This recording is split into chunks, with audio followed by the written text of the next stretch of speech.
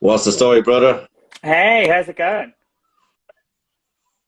Can you Can hear you me? hear? Yeah, You can you kind of, hear me? yeah, you're okay now. You froze there a bit at the start. Oh, Terrence Power is in the building as well. Yeah. Yes. So he's someone I think that he said he'd do an interview with me after he finishes after. So hopefully he will. He's a man of his word and he sticks to it. He does, Terrence. This is your time. Get on it. Perfect. But today we're here to talk about you. I want to thank you so much for your time in advance. You've done it twice. So bring me back to the first journey. How and why?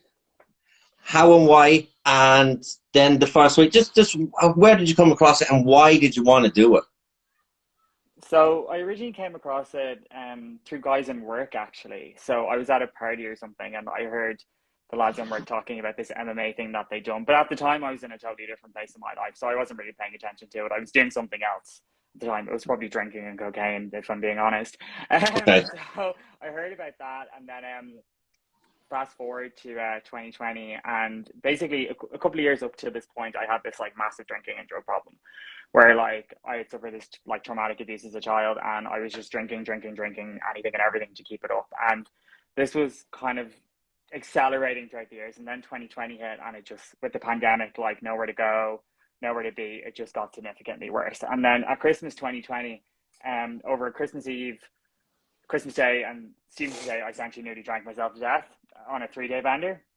And I kind of went like, something has to change. Like something has to, I have to get out of this cycle in one way or another. So it was actually January, the following January, a couple of weeks later, where I went like, what's the most like extreme thing I can do here? Like, what's something that will just get me out of this funk? And literally, like a bolt of lightning in my head, like I went, oh, is that MMA thing? Like it was known as Wim to Wire at the time, and I was like, oh, is Wim to Wire like still possibly happening this year because of the pandemic? And I signed, like I went to go search for it, and then I found out that it was starting. It was meant to start in the March of that year, but it kept getting pushed because of the pandemic. So I just kind of inquired about it, and then I think I had the intro class in the May, and then it started in the July of that year. So that's kind of what led me to it. I needed something like so extreme that was going to push me outside of my comfort zone, because I had no experience in MMA. I didn't watch MMA. I didn't watch UFC. I literally had no idea about it. So it was really going out of my comfort zone. Well, first of all, I want to say I'm sorry for whatever happened to you. That was traumatic. And two, you're not alone with the drinking and drugs. That's a lot more like it's around a lot more than people realize, and especially with Yeah. cocaine. I think at the moment, cocaine is a strange one. Okay, everyone. I think a lot of people will have experience, including myself, in and out through the years. You're going to come across the drug. It's there, but I find weirdly nowadays it's widely accepted, which is strange. It's whereas before, if you done it, people turn their nose down at you. Now it's like everybody fucking does it. Would you agree with me on that? Oh, I'd hugely agree. I was actually at my, it was at my nana's funeral there a couple of weeks ago, and it was about like about eight. No, it wasn't. It was my nana's. It was my dad's birthday. Sorry, it's my dad's birthday. And we were in a pub, and it was about 8 o'clock, and I could hear people in the bathroom like snorting it, and I was like, "It's 8 o'clock." Like, yeah, like is that not an after midnight thing anymore? I don't know, but yeah, it's become widely used, and it's also become widely casual, where it's just kind of become a part of a night out, and it's embedded in the fabric of a night out. So Yeah, which is a shame. Like you see so many people, and like people look at that and go, "Oh, it's a social thing. It's a social thing, and it's fun. It's fun until it's not fun anymore." Do you know no, what it's sort of yeah, like? It's fun exactly, until and it's that's not yeah. fun. Like I know people who've gone through it and they're at home and they're by themselves and then you're just like, well, what fun is that? And they're like, I just need it. Like I just like, Yeah, you're preaching to the absolute choir. That's where my problem went. Is that like it started on a night out, and then it kind of became a crutch on a night out. Then it was a need on a night out, and then like when the pandemic hit, like it was just an at home thing. And like, what the fuck would I be doing? Like yeah, nothing. Like apart from just sitting around, like like snorting coke and just drinking booze. Like it was ridiculous. Like yeah, it's looking mad. And back on then it now, yeah, yeah, like but then to go to the Wim to Wire thing is interesting as well because you went from a lot of people that have done it have watched it in the past. They knew what it was. Obviously, you knew what it was, but they would have had some form of it. You didn't know anything about it, so you just went into this completely blind. Okay, so You sign up, you go into this. You go into the gym on the first day, right? You know what time you have to start, you know this. Yeah. What's going on in your head when you're about to walk through that door? Is that not daunting? And where did you do it, by the way? Was it HQ or Charlestown? So I done it in HQ. Going through the door on the first day, it was very jarring because I didn't know what to expect in any way whatsoever. I'd also never been I'd never been in an environment like that before. I'd never been around an environment like that with so many people around. And I think everyone feels this way when they go in, but I felt like an outsider. Like, you know, I felt like I don't belong here. What am I doing here? Kind of thing. Everyone seemed so comfortable with what they were doing. And like, I remember on the first day, we had to do like a sweep, like a jiu-jitsu sweep. And then we got paired. I was in a pair with two other guys. And I realized I have to fucking touch people. I have to like hug people, and I have to like be in close quarters with them. And like that really freaked the fuck out of me for the trauma that I went through as a child. I didn't I didn't used to like not hugging people. Like it was that level of panic. And on the first day, like, you know, it was very tough. Very, very tough for me personally. But I left feeling like I had started something beautiful. I'd left feeling like I was doing something worthy of my time, and that I had doing something worthy of myself, if that makes sense. Yeah, so when you leave that first class, you've had to do the touch of the people, which you said freaked you out. You left the class, you felt like that. Like, what's going through your mind then? Like, the fear of touching someone else, had that gone completely, or did that take a while to kind of go? What were you feeling? Obviously, you felt like it was well worth, but what made it worth your time? Like, what was special about it? Was it just relaxing, soothing, therapeutic?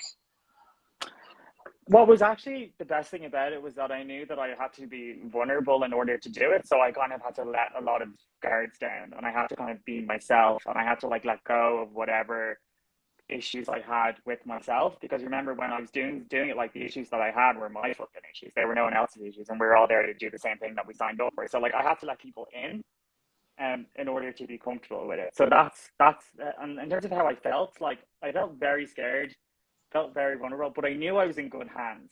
Like, I knew that, you know, I was in a safe place. I knew I was going to do something well, and it was a weird hybrid of feelings, to say the least. Yeah, I can imagine there's just highs and lows, ups and downs, and there's so many emotions running through. So you initially get through the first day. Tell us what the first week was like, learning all these new things. Like, because it was so like, did you catch on quickly? Did it take you a bit longer, or did you go at the same pace as everyone else? I think it took me a very long time to get where I needed to be in terms of learning the moves. I remember looking around on the first week and going, "Oh my God, it looks like everyone has been here for fucking years. Like, where have I been at?" Like, and then as I went to go talk around the room, I realized a lot of people watched it, or, you know, they were kind of mimicking what they possibly saw on TV, and, like, you know, they're familiar with it. It took me a very long time. It took me a good couple of weeks to get even comfortable with any of the moves, just because I wasn't used to it, and I also felt that I was not allowing myself to do it. Does that make sense? Like, I wasn't like giving myself over. I wasn't going like, you know, just fucking go for it. Like, just fucking do it. Just do the move. And I also had a really hard time, especially with, like, I didn't like punching people in the face. Like, I didn't like punching people in the face, and I had a really hard time harming people. In my idea of harming people, and I had a really hard perception with that. And I remember like being in like sparring, I think it was like maybe week 4 or 5, and like I was kind of like just doing nothing, and my coaches were like, "You have to do something, like hit him, like you have to do something, you know." And all so I had a really hard issue with that, and being in close contact with people as well, which I jitsu. Like, one piece of feedback that I got all the time was that, like, I had to be close. So, like, I still had to be close to them, and I would just be like almost with them at arm's end. So it was a bit crazy. But as that continued, obviously it picked up, and it picked up like throughout. Like, it's a hard course to do. It's the 20 weeks. You're getting up at 5 o'clock. Like, how were you able? Like, how did you manage with the 5 o'clock starts? How did you work around your schedule? How did you feel after you done a workout at that time in the morning, and then how did it affect the rest of your day? So, like, for me, getting up at 5 a.m. wasn't as bad as I thought it was going to be. Like, I got used to it fairly quickly, and I actually liked getting up. Sorry, Terence just put a comment in saying, I didn't like punching people in the face. You bet your man to a pulp on fine night. Thank you, Terence. So, the 5 a.m. starts were fine for me. I really didn't have an issue getting up at 5 a.m. I actually like getting up early. I'm actually an early bird, despite the old party days. So no issue with that. It was, with work, I told work that like I was going to be doing this thing, and they were really supportive of it. And they said, look, whatever arrangements you need to make in order to do this, you absolutely can do that. That's completely fine. So didn't have to worry about that.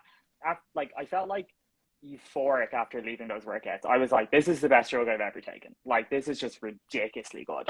No matter how hard we were pushed that day, I still left feeling like I was top of the world.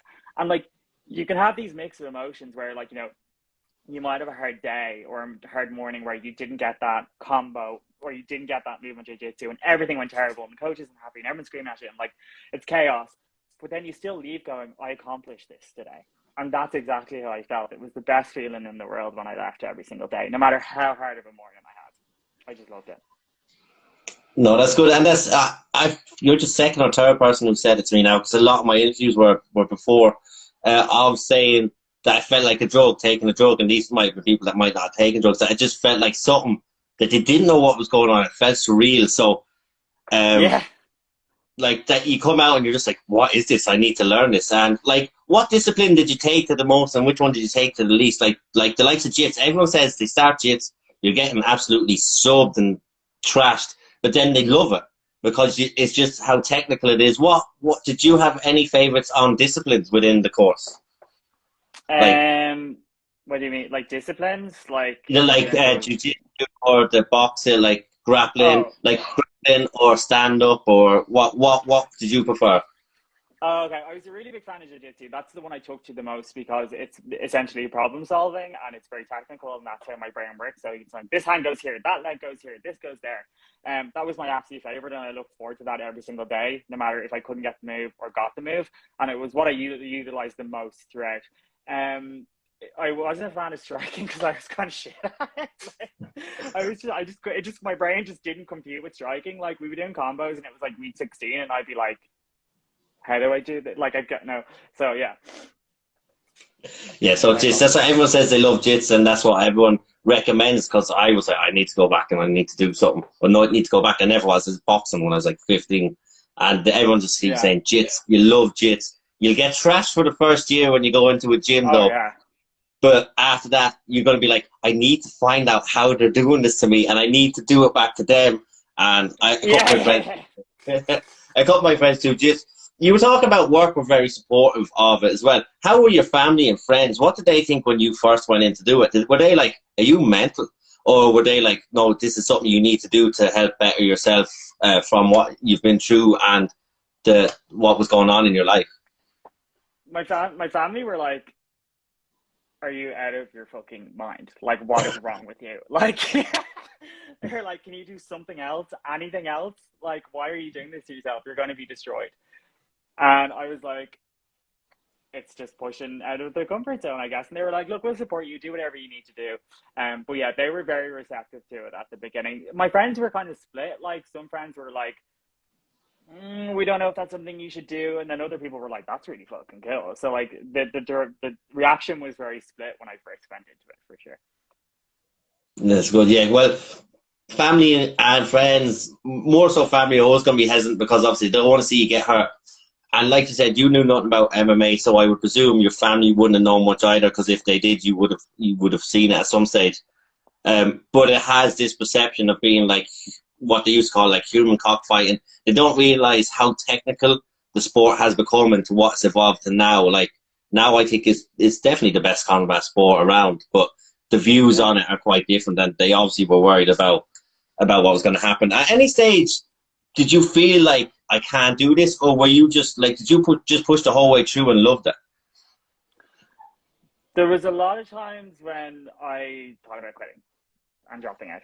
I think week 4 to 9 were probably the pressure points, because that's when the novelty started to wear off, and when we actually started getting into the nitty gritty of the work. We're like doing cage simulation, sparring, and like I would just come out like like some days I'd have really good days and leave euphoric, but it was always like if I got like a compliment or like I got told I done well, and I was relying on the validation of other people to try and get me through it. Which is really difficult because if you don't get those things, then like you're just gonna feel shit all the time. So for a good couple of weeks, I was literally just like hanging on by the skin of my teeth, like hanging on by my fucking fingernails. I was like, I don't want to do this. I don't want to go in, to the point where like earlier on I said about my family, my brother actually does jiu-jitsu.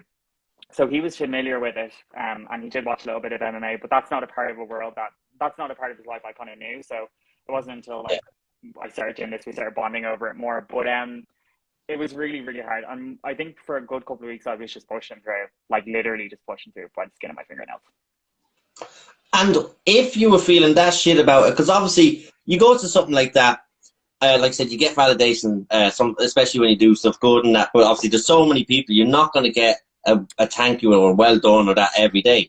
So when you did feel shit those days, what made you keep pushing through? What kept your mindset to keep it going? Because it'd be so easy to give up. So what kept you doing it? One, I made a commitment and I said, you have to finish this. Like, I made a promise to myself before I went into it that I would have to finish it. And what kept me coming back most days was the people. 110%. Like, I got to see the same people every day. I made friends. They were my friends. I considered them my friends. Like, the coaches, the mentors, the organizers, like everyone that is involved with that program is like the reason why I kept going back every single day. And obviously for myself as well, even when I didn't want to be there. You know what I mean? There was a lot of fucking days when I didn't want to be there. But I knew that if I didn't go, one day was going to turn into two was going to turn into three, and like so on and so forth. So I knew that if I if I didn't keep the momentum up, then I would let go altogether. So I literally just would like force myself to go every single day. And I'd always make sure that like my bag was packed the night before. So like it was at the door. I didn't have an excuse to not go down and get it, you know? So I would have to give myself like these like mental cues in order to prepare myself to go. But yeah, I said I made a commitment, and you just have to follow through with it, like. Yeah, no, I like the fact that you packed your bag and stuff, because like that, I've had to get up early for stuff that I didn't really have to get up for, and then like if you don't have stuff ready, it's so easy to just go, fuck it, I'm not going today. I'm not going today. My bag's not ready. I'm going to be a couple minutes late. I got fuck. Whereas as well, I like that the social aspect. That's something I wanted to move on to. A lot of people say that the bonding, because obviously it's a quite strange thing to bond over, strangling and punching people in the head. But like the togetherness of a group in Alta seems to be absolutely out of this world. Can you talk us through, like, are you still friends with a lot of these people? Because a lot of people have gone on and they're still friends with people from the season. Would that be the same with yourself? Yeah, absolutely. I'm still friends with so many people from my original season. And obviously a lot of people came back from that original season and done it again with me the second time. So the bond was even stronger. Our group chat is still going, even the one from season 7, like, you know, back in 2021. Still in contact with a lot of people. And like, that's just about the social aspect. I want to point out something here as well, is that like, before I went into it, like I was very apprehensive about how I would be received. Like, you know, I'm a gay man. MMA, it's a macho sport. I was like, will people want to work with me? Will guys want to touch me? You know, will I be, you know what I mean? But they're all my unconscious bias in my head. And I want to say that I never experienced any of that. Alta and SVG in particular is such a hugely welcoming place. And everyone is there for the sport and what they do on the mats every single day. And that was something that, like, that was kind of the cocoon of the fabric that kept me going back every day, because I knew that, you know, there were people there that cared about me. You know what I mean? Like, if I didn't show up for a training session, like, not that I ever did, I didn't miss any days whatsoever. I only missed 2 days because I had a suspected concussion. But I knew that if I didn't show up, people would be texting me going, hey, where are you? Like, you know, is everything okay? What's going on? Why wouldn't you want to go back to something like that every day? You know what I mean? Yeah. So, where you feel wanted. And like, I want to say as well, like what you're talking about of being a gay man, I don't think there's, to my recollection, I don't know if there's any openly gay MMA fighters. And my question was always, obviously, you've got Molly, you've got Amanda Nunes, who can see it very well. Molly's done really good pieces about it, really good interviews. And I was always curious to see how, not by my bias, because I don't care what anyone does, that's their own business. I was always curious to see more, not the community, because the community in a whole is good. A fan base would do, but obviously the community is like, how do you feel about the community? I think since I've come into this spot doing what I'm doing, I've never felt more at home and more welcome than anywhere, any group I've ever been in my life. Like, what do you feel about the community and what it's done for you? I've always felt welcomed. I've always felt appreciated. No one has ever brought up anything about my sexuality. There was instances like here and there, but they're very isolated. You know what I mean? There was one particular instance which I won't go into because it's not worth the airtime, but but that could happen anywhere. You know what I mean? That could happen anywhere. So overall as a whole, it's been a welcoming community, and I wish that more LGBT people would get into it as a sport as well. And because I think it gets an unfair rap. It gets a hugely unfair rap a lot of the time, and it's not what people think that it is. You know what I mean? And I wish that people would, because it's such a welcoming environment, and it's all about the discipline. And one thing I always say is that it's a community that gave me a value system and a discipline system and a moral system. So before I got into MMA and Alta, I was a down and out, drunk, coked out, fucking cunt son of a bitch. I was an ignorant asshole. I was a monster. And when I came into Alta, and MMA, I had to be on time. I had to be nice to people or else I'd be kicked out. I had to do this move. I had to listen to the coach. I had to listen to this person. And by default and proxy, that allowed me to build a moral and support system and value system within myself, and a respect system as well, because respect is a huge thing on the mats, especially in Alta. We have a no asshole policy as far as I'm aware. You know what I mean? You're kicked off the mats if you're being ignorant to someone. So by that, it taught me how to do all those things, which is kind of this weird unexpected benefit. And I learned that from the community and from everyone who was teaching us. So yeah, no, I really like how you. So I don't think anyone could have summed it up better with the moral, the discipline, the everything, and like you said, those people are, and I've noticed those people are so humble because they're on those mats training every day, and obviously you would have known, being in the gym, there's a lot of amateur fighters, there's a lot of pro fighters. Yeah, the pro fighters obviously make money. They don't make a huge amount of money depending on who you are. Kiefer Crosby, maybe, Connor, Brian Moore, the kind of top ones would make decent. Well, obviously Connor is in his own realm. But you look at the amateur fighters, look how their humbleness obviously comes from. You see how hard they're working, and they're getting nothing. In Ireland, they actually cost them money to be a fighter between your gym, your safe MMA, stuff like that. So you can see where these structures, that's a lot of people have said, it actually helped them organize their life better because they were so structured because of it. And that's exactly what you explained that better than I could have ever possibly explained it. I love your talk. You're so well spoken. Thank you. So moving on, you've done all that, right? So we're coming up to fight week. We're coming up to fight week. Yeah. You get a kind of a down week in fight week, don't you? The week off, there's nothing going on. So yeah, is that better or worse in your opinion that you're kind of left there for a week? Do you think about it more, or do you think you'd benefit more being in training? But obviously, in a fight camp is like that as well. How did you deal with going from all that training to not training for a week and then having a fight that weekend? The short answer is that I literally watched reality trash TV nonstop every single day to try and distract myself from it. So where you see me sitting right now, my monitor's here, and I have another laptop here, and I'd be at work, and I just had the Kardashians on nonstop to try and forget about this thing that I was doing on Saturday.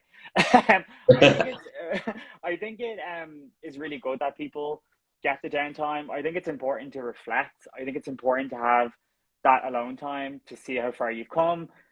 Think about what you've accomplished and what's going to happen in the next week ahead. Alta, and it can be a crazy, chaotic, noisy journey where you're constantly around people every day. You're under bright lights, you're on a mat, you're sweating, there's people. So you really need that downtime. I really valued it in the sense that I would almost I was trying to dissociate from my fight, if that makes sense. Because I was proud that I got myself through the program, and I was so happy that I made it through and I felt accomplished. But I'm not going to lie, I was shitting my pants. I was shitting my pants. And I was you run through, at the time I was running through every scenario in my head. And what actually kind of worked in my favor though, is with the downtime, I would run through drills in my head. So I was if my opponent does this, what am I going to do back? If they do this, what am I going to do back? Because in Alta, you're taught like so many different moves. So generally you're taught like a counter back to those moves, which is really helpful. So like I kind of would just run through that and try and like I'm an over planner. I love planning things, which is terrible for MMA because it can be so unpredictable. um, so that's how I would keep myself occupied in the downtime. Yeah, no, that's perfect. And I like that you said you like to disassociate, and because especially once you've gone through that 20 weeks, that alone, that's the journey, really. The fight is kind of just the icing on the cake at the end. If you win, Yeah. you win. If you lose, you lose. If you make it to that fight, that journey is complete. You've something to be completely proud of. And then, Yeah. like that, you get time to dissociate. So, fast forward from that week to the day of the fight, the morning, you've tried to disassociate it for a week. It's here. You're on the morning of it. You have to make weight. What was making weight like? And then what was that day like? Talk me through once you make weight, before you go into the cage, and then we'll go on into the cage after that. Once you've gone through that. So on day, got weighed when I got there and made the weight. That was fine. And we were in the ballroom in the Red Cow. So we rented the tent like we done last month. And then we had our own like little like conference room. So like there's other fighters as of activity. The first thing I was like, oh yeah, I can see all my friends. My friends are here. And then I realized that I have to walk into a cage in a couple of hours and start scrapping with someone. And I will say that I went to Bellator, like I think it was on like the week before our fight in 2021, and it was the first time I'd ever seen an MMA fight in person. And like I was like kind of like watching it, and I was like, this is fun. And then my brother turns to me and whispers in my ear, and he's like, you're going to be doing that next week. And I literally was like, shit. Like, so it was fun. We got there seeing all my friends, and then it's a really quick process. Like, well, it was at that time. So like, you know, you have to go get your medical done. You get all those things. And I felt like I was just kind of like running through the motions. It was almost like someone else was doing this and I wasn't doing this, and I was watching myself from another side. And then, you know, you're there, they had a stream where we could watch all the fights, and then the fights kick off, and I found myself like getting into, you know, the fights and watching them, and then like someone like tapped me on the shoulder and was like, okay, so we need to like get you your hands wrapped or whatever. And I'm still like disassociating at this point, and I'm like la la la la la, and I can't even about to say this on Instagram, but like when I get really nervous I shit a lot. So like I literally like poop nonstop. So I kept running to the toilet, and the organizers were like, where do you keep going? And I was like, I keep running to the toilet. And they were like, okay, cool. And then got my hands wrapped, and then they tell him you got voted fight of the night. That was the second. That was Alta. That was the second one. Thank you, Tom. So got my hand wrapped, got into my gear, and I was like, okay, this is happening. Then I realized I need to go to the toilet again, but I'm taped into my gloves, so this is going to be a fucking problem. So I was like, I just need to like soak it up. And then it started warming up, and then they were like, it's time to go. And doing that walk, so we were in like the conference room, and the ballroom was on the opposite side in the Red Cow, and I swear to effing God, it was like walking the fucking green mat. Like, it was either like I was marching to my doom, like, because I was like barefoot, like through the hotel with all these like tourists like eating their food. So, and then we got to the cage, and then like the way they worked then was like I was on one side and my opponent was on the other side. It was a guy called Chris from Charlestown, absolute gentleman who I fought, great opponent, and he was just like he's ready to kill me. Like he was just like undressing me with his eyes. Like he was out for blood. Like he was like, and there's me like being like, oh, and I had like my coach there. I had some of the mentors there, and they were just like saying, "You're going to do great. You're going to do great. You're going to do awesome. You're going to do awesome." Blah blah. And then like Chris went out, and that was fine. Then my name got called, and I was like, "Fuck." Like so. Then I just so I was like, just do something, do anything. So like. I'll send you this fight if you want, but I kind of walked out and kind of like done this like stomp thing, and I was like, ah, like that. But from that moment on, I was having the fucking time of my life. I was like, this is the coolest thing ever. Like I am in front of people right now, walking down, ready to a cage. But it's also kind of surreal. I think Jessie said this yesterday on the live that you done with her too. Like you can't really hear anything. Like you kind of just go static. Like it's kind of weird.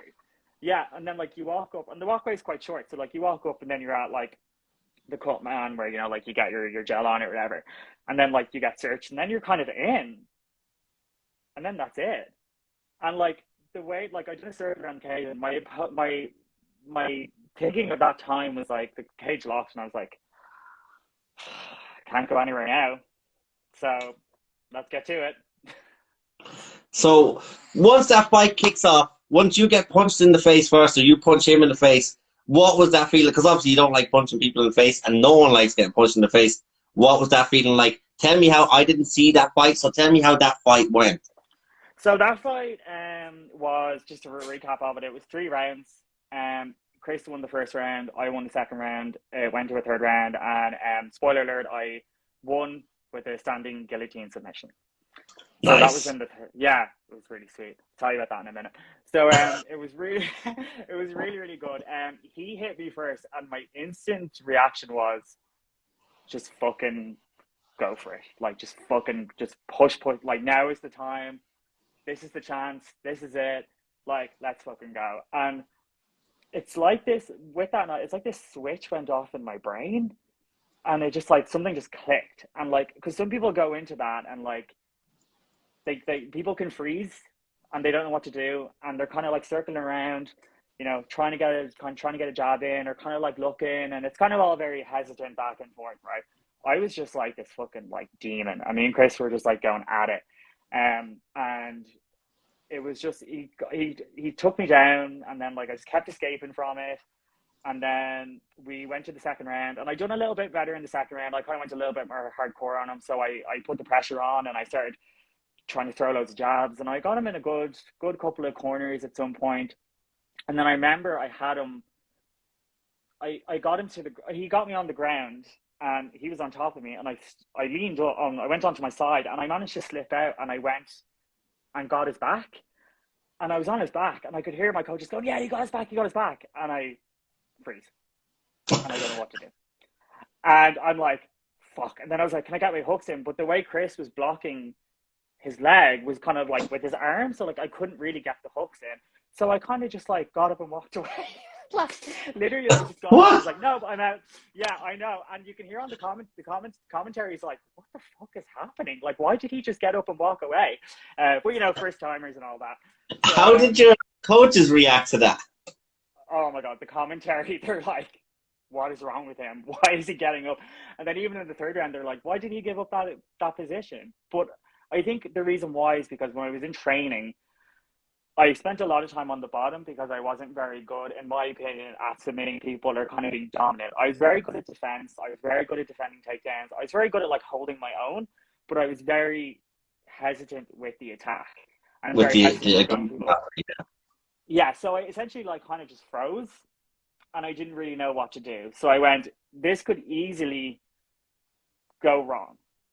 So I kind of like, for my own psychological safety at the time, and I said in my head, like, I'm probably going to get a third round because we're kind of tied a little bit. So I got up and I left it. And then we went to the third round, and by the third round, I was like fucking gassed. I was like, I want this to be over. Like, get me out of here. I'll send you the footage, but like, I'm literally like dry heaving like that. And the cut man is like, let's go back to your corner and let's just take a rest for a minute. Well, it'll be fine. And then we start the third round, and Chris went to shoot in for a takedown, but he put his head there and not there. So basically, he's trying to take me down. I'm defending it. My hips are to the side, and then you can literally just see me like go like, oh, cool, and like lock my arm in. And like, what do you mind? Like the fucker held on for about like, I think it was about 30 seconds. And I felt like the longest 30 seconds of my life, because I was like, this could be it. Like, this could be the win. Like, you know, so I was kind of like, just fucking tap already. And then eventually he did tap, but I didn't feel him tapping. I thought it was something else. So like the ref was like, stop, and like pull this apart. And that's what I want to start. Well, congratulations on the first victory. I seen your second one. So once you win that, right, you win it, you're standing in there. Can you then hear your family? Can you then hear your friends? What was the feeling like getting your hand raised? You've done the course, you got the victory. Tell me how you're feeling. How I feel. Like, first of all, I will say that, like, no, not like, like, as you said it wrong, getting through the program is the real win. Like, getting your hand raised isn't the end all be all. It's what you do with it and what you do after with it. Like, you know, didn't feel them. Thanks, Lauren. It's what you do after. But in terms of me, like, literally, I'll show you the video, but I literally, like, turn around, go, I'm going, and go like that. like my hands are over my face, and like I'm just like this, like the whole entire time, like what's going on, and I felt like even now I'm like that's the best feeling in the world because I just didn't expect to win at all. I was like, this guy's gonna kill me, he's gonna be destroyed, and if my family, I remember this really like kind of weird moment. So like I left, you have to go straight to medical, so you make sure you're taken care of, and I left, went to medical, came out, and I kind of walked around the back, and I just see my family. They were standing in this like half circle, but no one was saying anything. Everyone was standing there silent and like half crying. And I was like, and then everyone, yeah, yeah, yeah. And like, yeah, yeah. But I was like, why is no one yelling? So they're all like super proud of me. I was proud of me. I know a lot of people were proud of me. And it was just the most euphoric feeling in the world. It felt like at that point my life had really taken a turn for the better, and that I'd really achieved something that was something that I solely did. So I always say that, like, you know, Winter Warrior or Alpha Winter Warrior, at the time was one thing that I only done for myself. I didn't do it for anyone else. I didn't do it for my mom. I didn't do it for my dad. Didn't do it for my family. Didn't do it for my partner. I done it for me. And that's the reason that everyone should be doing it when they go in, because that's when you find out what you're most capable of. And for me, like, if you turn to me, like, you know, 20 weeks prior, even a year prior, and been like, "How you're going to be in a cage fight in a year and you're going to win," I'd be like, "Ha, that's great. Like, wrap me up another line of coke. I'm thirsty." You know, that kind of way. Like, that's the line of thinking that I would be at.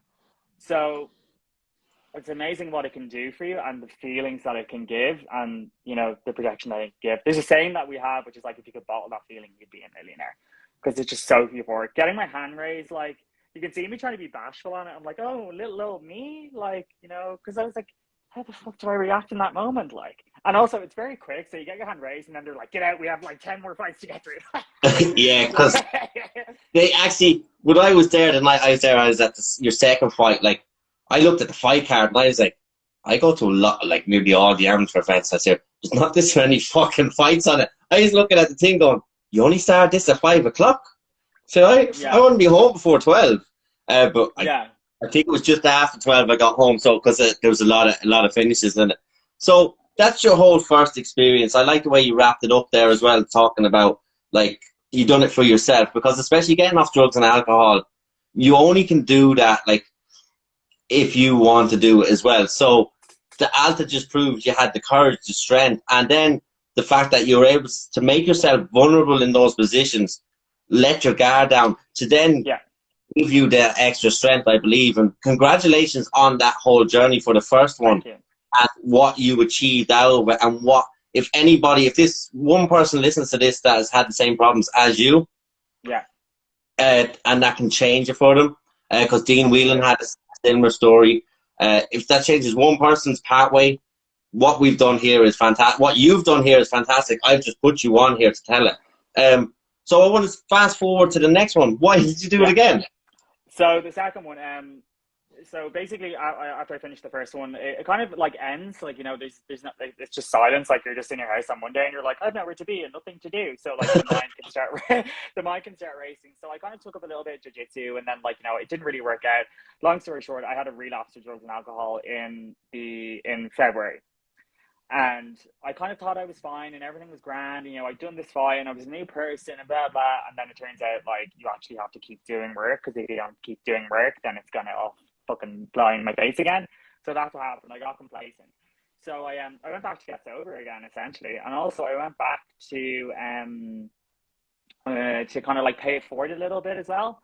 So I wanted to make sure that, like, the people that were going through it for the first time, if they had any of the same fears or doubts as like that I did, I wanted to help and be of service and like help out where I can. And also it was just like, I just wanted to do it for fun as well, because the first time I was so riddled with like anxiety and if I was good enough and what I was doing there, and like the second time I knew that I was confident in my skills and what I had to offer. So I just wanted to do it. I missed the structure. The structure was great because, like, you know, when you're trying to get sober, like, you have to have an element of structure or else your life is just going to fall apart. So that's why I went back as well. And also I missed my friends, and I knew a couple of people were going back who I'd done it with the first time, and I missed the gym and the crew and, like, you know, the whole world that it provides, because essentially it can take over your life for 5 months. It can be quite an intense, all-consuming program. So there was myriad of reasons why. But top three were like see my friends again, gets over again, pay it forward.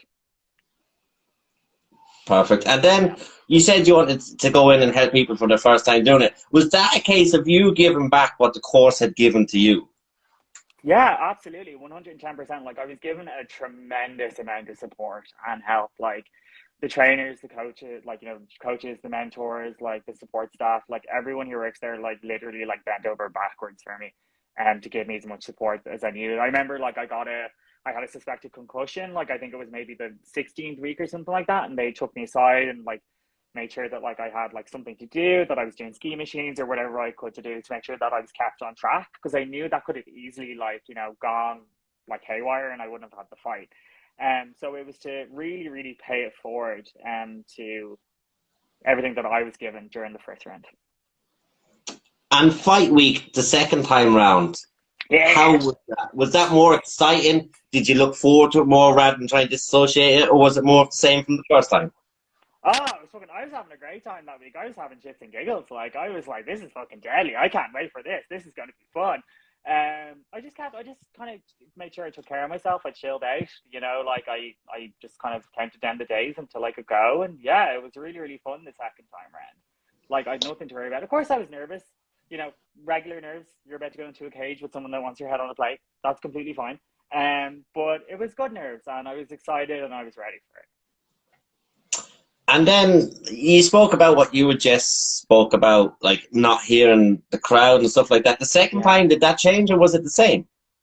Same thing, exact same thing. It's just like a vacuum in there. Like, it's so weird. Like, you can't like see anything. Well, obviously you can only see your opponent in front of you, even to the point where like the ref will be standing like 7 inches away from you watching what's going on, and they're not even in your world. Like, they are universe and light years away. It's so strange. Like, it's just such a surreal universe, because you were there. Like, it's lights, it's music, it's a big place, it's quite carnivorous, so it's echoey. Couldn't hear a thing, not a thing. I loved that. I actually loved that venue. I thought that was so cool. Like, there was you go to shows, you've got the sign seating where everyone sits in your seats. Here you had tables, you had benches. The crowd was amazing. And like, what I find at these MMA shows is people get drunk, but they don't get rowdy because they just want to be there. They want to support you, Jess, Lee, Dean, whoever. I found a lot of people came and go. The production, like, I've been to a lot of the amateur shows, bar two, and I'm looking on, like they have you up there with your name, your nickname, like a picture of you on the banners either side. You walk out, you've got fireworks going upside down, sitting there going, holy fuck, like, this is crazy. Yeah, that production was off the fucking chain, which is a testament to like the organizers and everyone that works out for the event that they pulled together, especially like in the times that we're in where stuff might be in short supply. Having your name there, and we all got like official posters and stuff, like with like the poster that you saw, like with all the fighters and names, like we got given that as well as like a momentum, which is really, really cool.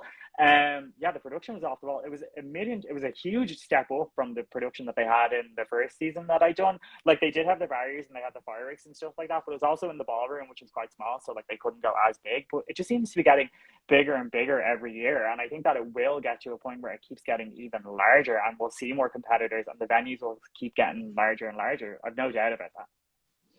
You know, it definitely will, especially when people hear stories like this, like yourself. There's been so many good stories. Jess, I had Lee, Dean, I had Suzanne. Like, I've had a few. I'd love to do all of this. It's just so. My whole MMA thing to do aside from this as well, and then plus I have another MMA page as well, which I'm going to Slovakia with tomorrow. So I just don't have. I wish more people done what I done, to be honest. But like, reflecting on the whole thing, are you going to stay in the MMA realm? Are you going to keep fighting? Would you like to go on to amateur, or would you like to just keep training and just keep yourself structured?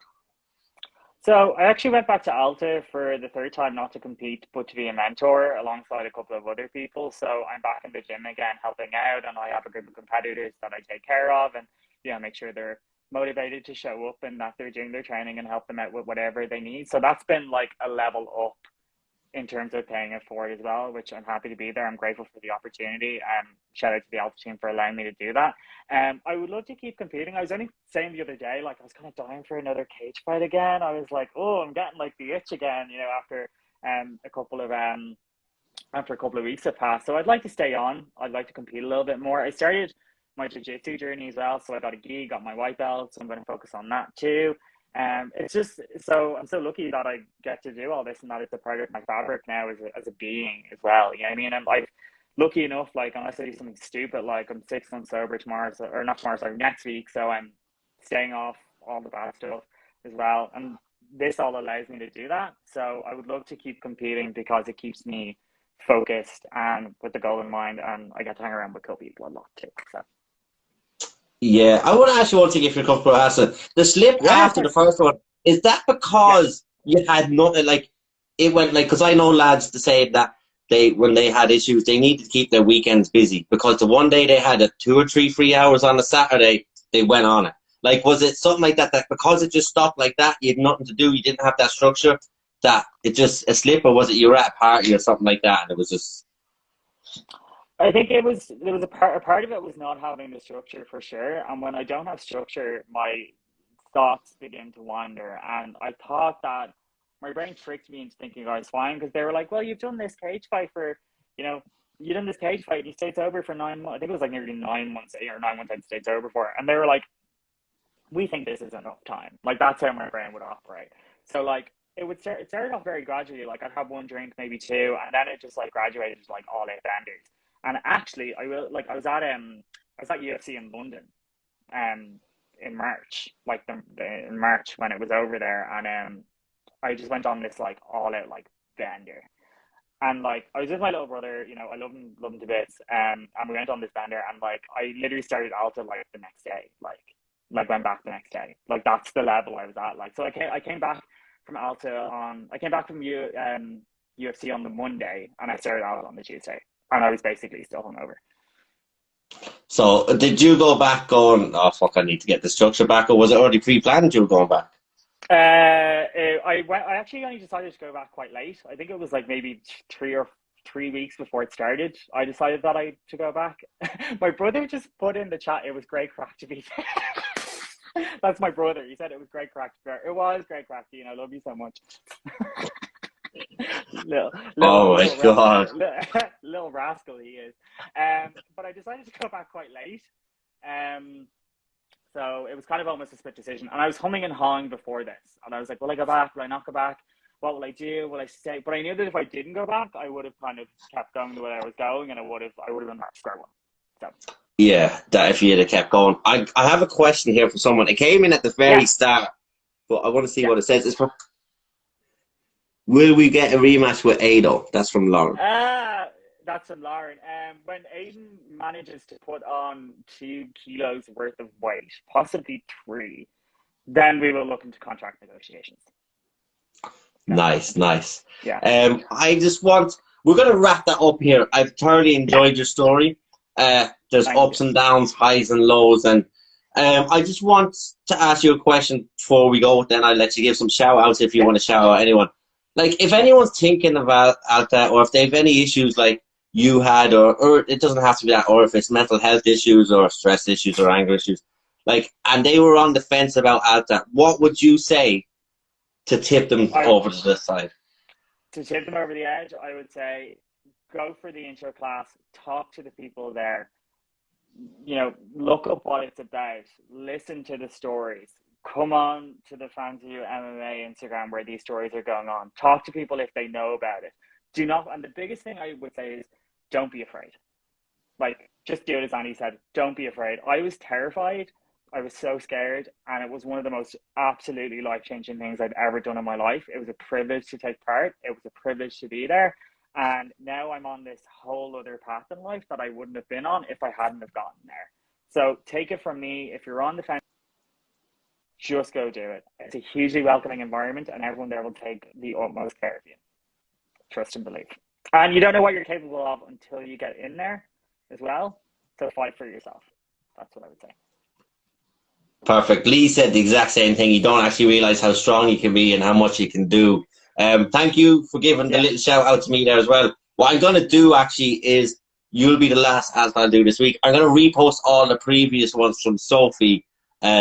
Or just put them on my story. So, because I know once I do this, I get a lot of traction from friends and family and people that might be interested in that. So if I post those to my story, because they're quite far down, some of them, they can look, because there's so many good stories with Susanna, Sophie, Dean. Yes. Yeah. So direct them to my page. What I'm going to do after this is I'm going to invite you to a collaboration. Accept the collab if you want, and then this will duel on both our pages so your friends can find it easily on your page. What would you like to say to, or would you like to say it to anyone to thank them? Oh my gosh. I just want to thank the whole Alta crowd and all the associates that I've been on this journey with. Like, you know, fucking Joe Morris, all the mentors like Julie, Steen, Darren, Kieran, like all the coaches like Gus, Jackie, Carl when we had him, Sean Fitz, like the whole bunch, like, and everyone that shows up every day on the mats as well. Like, they are the people that also create the atmosphere and like let like you watch the magic happen too. So just anyone and everyone. I'm sorry if I forgot someone because I was trying to wrap through all my names, but I'd like to thank everyone that is involved with that program. It truly is a magical place to be, and I hope it gets absolutely even bigger in the future. Perfect. I want to thank you so much. Thank you for being so kind, for opening up and saying the things you did, because a lot of people wouldn't be quite open to saying the things that you have done on here today, because this obviously is going to be going out live. If at any stage you do want it taken down, if you have an issue with it being up for people to see, let me know. There's no problem. Thank you again. And will you be at the next Alta? Oh yeah, I'll absolutely be at the next Alta, absolutely. And second of all, I just want to finish off. Thank you as well. Thank you for giving us all this platform, and thank you for all the work that you do. It's truly magical what you do. Like, you literally inform everyone of what's going on at any given moment. Seems like you're constantly at work and constantly hustling. So your work is absolutely amazing. So thank you so much for bringing that in there as well. Perfect. Thank you so much. I really appreciate those words, and I really appreciate when people give me feedback as well, because sometimes like that, I think I'm doing it, and then it's like, is this going anywhere? But then I went to stop at one stage, and everyone was like, where the fuck are you gone? And I was like, they're like, where are we going to get our Irish news? And I was like, right, fair enough. I may get back on the grind. So thank you so much, and we'll see each other. I'm going to be at the next one. I'm actually hoping, I'd said it to Lorna, if I can get my camera guy, if he's available, I can do post-fight interviews, you know, so when you come out after the fight. Yeah, that's an idea. Cool. Yeah, that'd be sweet. That's if he's free. If he's not free, I'm sure Alta can find someone with a camera and a mic. We absolutely can. We're resourceful. And I'll do the interviews after. I'd absolutely love to do them. Beautiful. We'll try and make it happen. Perfect. Thank you, and have a good evening. Cheers. Cheers. Thank you. Bye bye. Cheers. Bye bye.